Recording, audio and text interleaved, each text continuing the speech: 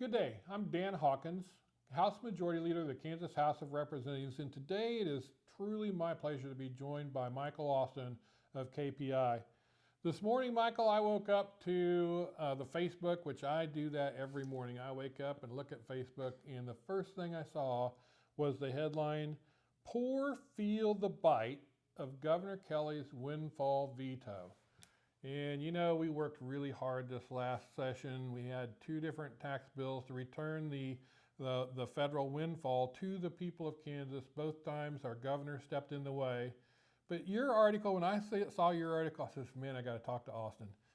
That was a very well-written article, and I would like for you to share with our readers exactly what that article was about. And I think the biggest takeaway is she presented it as this is helping the rich. It didn't help the rich. In fact, it hurt the poor the most. Take it away and share with our listeners about this. Thank you, Dan, so much. So, just to give a background, we had federal tax reform that happened in 2017. It, of course, lowered taxes for many Americans, but on the state side, it did implement some restrictions. So think of it like walking down the street and accidentally dropping your wallet. That's money that unfortunately is left out there for someone else to pick up.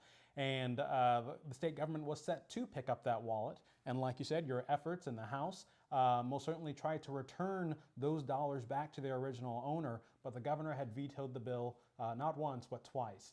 And so what we had found, now that we get the official data in, is that this veto, even though it was argued that it would only benefit the wealthy, that this bill would do little to help poor Americans, what we found was that the veto did the opposite. The veto actually hurt poor Kansans, low-income Kansans. In fact, it gave them a tax increase roughly twice as high as wealthy individuals. Yes.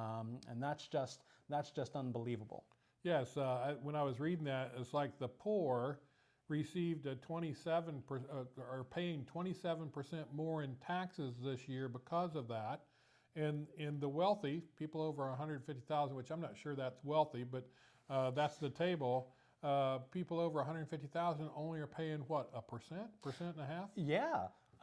We find that, let's say, pick a married couple. We'll just stay at that. A married family making over $150,000, I think they saw a tax increase of about 9%. Then if you looked at married couples making between 30 to 60, so that's right around minimum wage full time for two individuals, they saw a tax increase of about 13%, so more than double. Yeah. And then if you get down to single filers, the disparity gets even bigger. Larger. Wealthy individuals are around 9 to 10%. But wealthier individuals saw a tax increase up into the 30s. It's mind-boggling to get your head around it. Another thing that's also pretty important is almost every Kansan in this table that you had noticed on the post saw their income fall. But while their income was falling, right, their tax increases more than doubled. Yeah. And that was really startling to see. And actually, income fell on average across our state about 1%. That's right. So everyone that could be affected under this tax windfall was about 90,000 Kansans, and collectively their income dropped about 2%.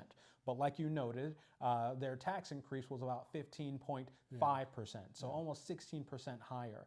I mean, unfortunately, once again, it looks like poor Kansans got caught in the political crossfire, of this bill, and the wool was pulled over their eyes again.